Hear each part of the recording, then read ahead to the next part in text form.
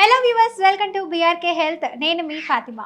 ఈరోజు మనతో పాటు అయితే ఉన్నారండి ఒక ఫేమస్ పర్సన్. ఆయనే మరెవరో కాదు, మూలికా వైద్య నిపుణులు. ఆయనే ఏవి సుబ్బారావు గారు. సార్తో మాట్లాడి పూర్తి వివరాలు తెలుసుకుందాం. నమస్తే అండి. నమస్తే మేడం. ఎలా ఉన్నారు? బాగున్నాను మేడం. సార్, ఇప్పుడు చూసుకున్నట్లయితే చాలా మంది ఎలా అంటే గ్యాస్ట్రిక్ వచ్చేస్తుంది అంటున్నారు. ఇప్పుడు గ్యాస్ట్రిక్ ఇలాంటివన్నీ ఒక 60-70 సంవత్సరాల వాళ్ళకి వచ్చిందంటే ఒకప్పుడు నమ్మేవాళ్ళు. ఎందుకంటే ముసలితనం వచ్చేస్తుంది, ఇంకా ఆటోమేటిక్గా ఆరోగ్య సమస్యలు ఎక్కువైపోతాయి సరిగా తిండి తినకపోవడం వల్ల. మరి ఇప్పుడు 26-27 ఏజ్ నుంచే సార్ అసలు అంటే ఒక డిగ్రీ జాబ్ చేసే వయసు వచ్చేటప్పటి నుంచే గ్యాస్ట్రిక్లు వచ్చేస్తున్నాయి, అల్సర్లు వచ్చేస్తున్నాయి. అసలు వీటికి కారణం ఏంటంటారు అసలు? ఓకే మేడం, మంచి ప్రశ్న వేశారు మేడం. విఆర్కే ప్రేక్షకులకు అందరికీ నమస్కారం అండి. ఈ రోజున మేడం గారు అడిగింది గ్యాస్ట్రిక్ సమస్య. అసలు గ్యాస్ట్రిక్ అంటే శరీరంలో మనం తీసుకున్న ఆహారం, నమిలి మింగిన ఆహారం అన్నవాహికలో అరగటానికి మనకు కొన్ని రకాలైనటువంటి యాసిడ్స్ కావాలి మేడం. అవి మన శరీరం ఉత్పత్తి చేస్తుంది ఆటోమేటిక్గా. ఆ ఉత్పత్తి చేసే క్రమంలో మనం సరైనటువంటి ఆహారం సరైనటువంటి టైంకి తీసుకున్నటువంటి వాళ్ళకి గ్యాస్ట్రిక్ సమస్య అనేది ఉండదు మేడం. అలా కాకుండా ఆహారంలో మార్పులు, టైంలో మార్పులు ఇవి ఎప్పుడైతే జరగటం మొదలు పెడతాయో ఈ గ్యాస్ట్రిక్ అనేది పుట్టుకొస్తుంది. ఉదాహరణకు ఒక వ్యక్తి, మీరే ఉన్నారు మేడం, మీరు రోజు పొద్దున్నే 4 ఇడ్లీ తింటారు 8 గంటలకి. 4 ఇంటికి తింటుంటే ఒక నెల రోజుల తర్వాత మీ శరీరం, మీ మెదడేం చేస్తుందంటే, మేడం గారు రోజు ఉదయం 8 గంటలకు 4 ఇడ్లీ తింటారు కాబట్టి 4 ఇడ్లీని జీర్ణం చేయడానికి కావాల్సిన జీర్ణ రసాలని ఉత్పత్తి చేస్తుంది. ఒక నెల రోజులైన తర్వాత 31వ రోజున మీరు మీ ఫ్రెండ్ వాళ్ళ ఇంటికి వెళ్తే వాళ్ళు బలవంతంతో 5 ఇడ్లీ తిన్నారు. మీకు జీర్ణరసాలు ఉత్పత్తి చేసేది కేవలం 4 ఇడ్లీలు మాత్రమే అరగటానికి కావాల్సిన జీర్ణరసాలు వస్తాయి.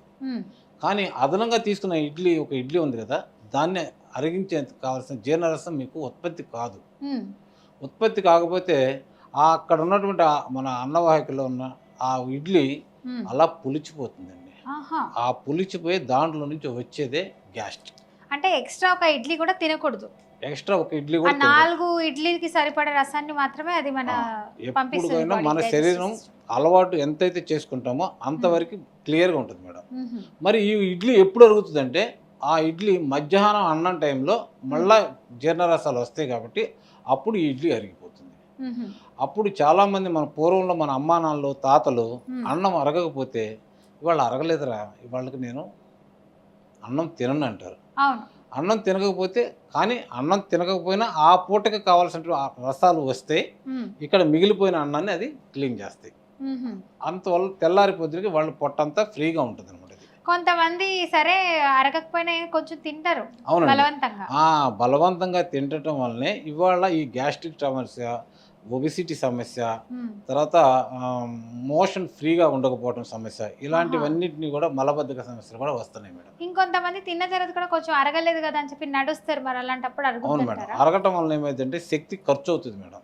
శక్తి ఖర్చు అయినప్పుడు ప్లస్ పొట్టలో ఉన్నటువంటిది అది మెల్లమెల్లగా జారి కిందకు వస్తూ ఉంటుంది.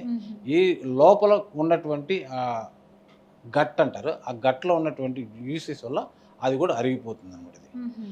అందుకని ఆహారాన్ని క్రమ పద్ధతిలో కరెక్ట్గా రోజు ఎంత తీసుకుంటున్నామో ఎక్కువ తక్కువ లేకుండా అలా తీసుకుంటే వాళ్ళకి గ్యాస్ స్టమ్ అనేది సమస్య రాదు. అయితే మీ ద్వారా ఒకటైతే తెలిసిందండి అందరికీ. సో సమయానికి తినాలి, ఎంతవరకు తింటామో అంతవరకే తినాలి, అంతకు మించి తింటే అరగదంట. అరగదు.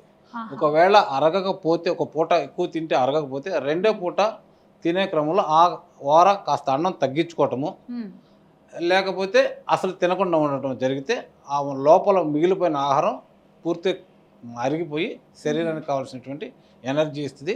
శరీరం లోపల ఎలాంటి ఎసిడిటీ అనేది పెరగకుండా చూస్తుంది అన్నమాట.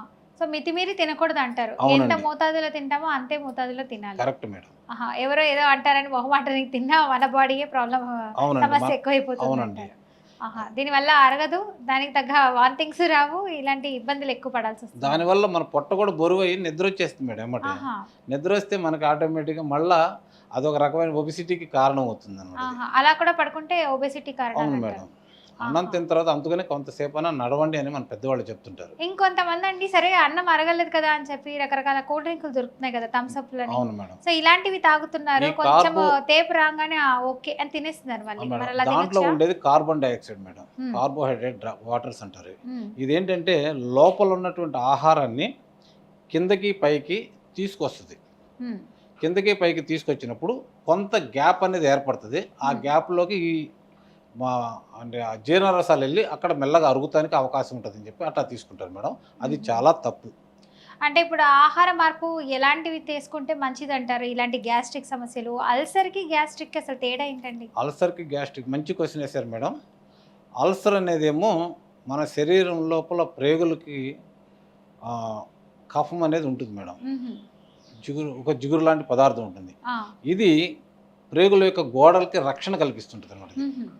ఈ మన శరీరం ఉత్పత్తి చేసేటువంటి జీర్ణ రసాలు చాలా ఘాటుగా ఉంటాయి. దాంట్లో చిన్న సైజు గుండి సూదులు లాంటివి వేసినా కూడా కరిగిపోతుంటాయి. అంత పవర్ఫుల్గా ఉంటాయి. వాటి నుంచి మన శరీరంలో ప్రేగుల యొక్క గోడల్ని రక్షించడం కోసం ఒక చిన్న జిగురు పదార్థం ఉంటుంది మేడం. ఈ జిగురు పదార్థం ఎప్పుడైతే ఈ మన లోపల శరీరంలో ఆహారం ఎక్కువ తక్కువ తీసుకోవటం వలన జీర్ణ రసాలు మిగిలిపోవటం వలన అవి పలచబడి ఒక్కొక్కసారి ఆ కఫాన్ని పలచని చేసి ఆ లోపలికి వెళ్ళిపోయి ప్రేగుల యొక్క గోడలకి తగులుతాయి మేడం.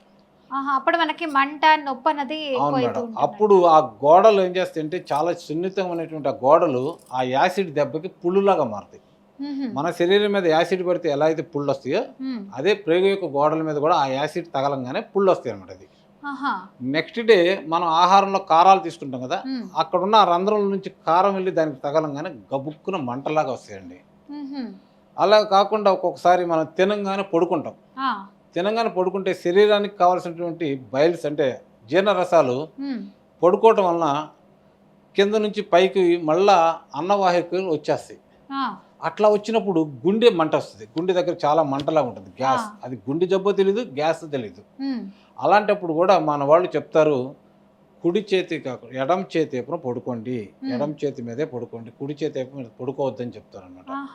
అది కూడా ఒక మనకు రీజన్ అనమాట. గ్యాస్ ఎగతన్నుతుంది అంటారు, ఎగతన్నింది గ్యాస్ అంటారు. అలా ఎగతన్నకుండా ఉండటానికి ఆహారం తిన్న తర్వాత కొద్ది రోజులు నడవమంటారు. అందుక చాలా మంది రైట్ సైడ్ పడుకున్నప్పుడు ఒక తేపు లాంటిది వస్తుంది, మంట ముక్కు నుంచి ఇదంతా మంటగా ఉంటుంది. అవును మేడం. అలా కాకుండా ఇదివరకు ఏంటంటే చాలా పూర్వం ఆర్థిక పరిస్థితి వల్ల కానివ్వండి, ఇంకొక విషయం వల్ల కానివ్వండి, మాంసాహారం చాలా తక్కువ తీసుకునేవాళ్ళు మేడం.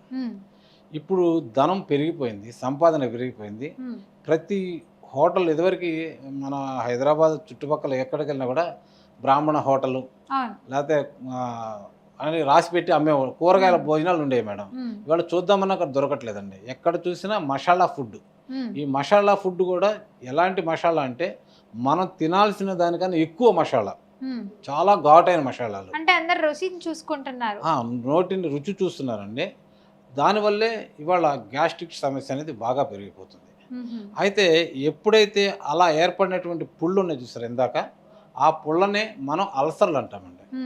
ఈ అల్సర్లని మనకి ఆపేటువంటిది నెయ్యి మేడం.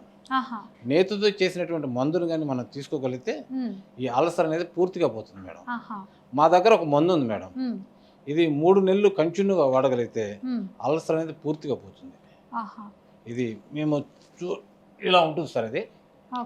ఇది కొన్ని రకాలైనటువంటి కెమికల్స్, అదే మన మినరల్స్తో తయారు చేసినటువంటి మందు. ఇది అది వాడితే ఎలాంటి గ్యాస్ట్రిక్ గానీ అల్సర్ గానీ మనకి సమస్య రాకుండా పోతుంది? అవును సార్, పూర్తిగా తగ్గిపోతుంది మేడం. ఇది యాక్చువల్లీ 3 నెలలు వాడాలి మేడం. నేతితో కల్పిస్తాము. ఇది 3 నెలలు వాడితే అల్సర్ అనేది పూర్తిగా 100% మేడం, గన్ షాట్గా చెప్పొచ్చు, తిరిగి రాదు, అలా తగ్గిపోతుంది మేడం. చూసారు కదా వ్యూవర్స్, ఈ మందు అన్నది వాడితే కొంచెం చూడడానికి బూడిద రంగులా ఉంది, బూడిదలాగే అనిపిస్తుంది, బూడిదైతే కాదండి ఇది. ఈ మందు వాడితే మనకి ఎలాంటి రోగాలు రాకుండా కాపాడుతుంది, గ్యాస్ట్రిక్ రాకుండా, అల్సర్ రాకుండా చాలా మంచిగా బాగా చేస్తుందంట. 3 మంత్స్ వాడాలంట. మీకు కూడా ఈ మందు ఏమైనా కావాలనుకుంటే వెంటనే కింద స్క్రోల్ అవుతున్న నెంబర్కి కాల్ చేయండి, సార్తో మాట్లాడి పూర్తి డీటెయిల్స్ తీసుకోండి. సార్ మీకు కొరియర్ ద్వారా కూడా పంపించడానికి సులువు అవుతుందండి. కొరియర్ ద్వారా కూడా ఇస్తారంట. ఏ దేశమైనా పర్లేదు, ఏ స్టేట్ అయినా పర్లేదు, ఏ ఊరైనా పర్లేదు, పంపిస్తారంటండి. సో ఇంకా మీకు ఏదైనా డీటెయిల్స్ కావాలంటే కింద స్క్రోల్ అవుతున్న నెంబర్కి కాల్ చేయండి. ఇంకా ఏదైనా కమెంట్ రూపంలో తెలియజేయాలి అనుకుంటే కింద కమెంట్ రూపంలో మీ క్వశ్చన్స్ అన్నీ అక్కడ రాయండి. ఆ క్వశ్చన్స్ అన్నీ బేస్ చేసుకొని సార్తో అయితే ఆ క్వశ్చన్స్ అన్నీ అడిగి మీకు ఇన్ఫామ్ చేయడం అయితే జరుగుతుంది. Thank you so much for watching this video.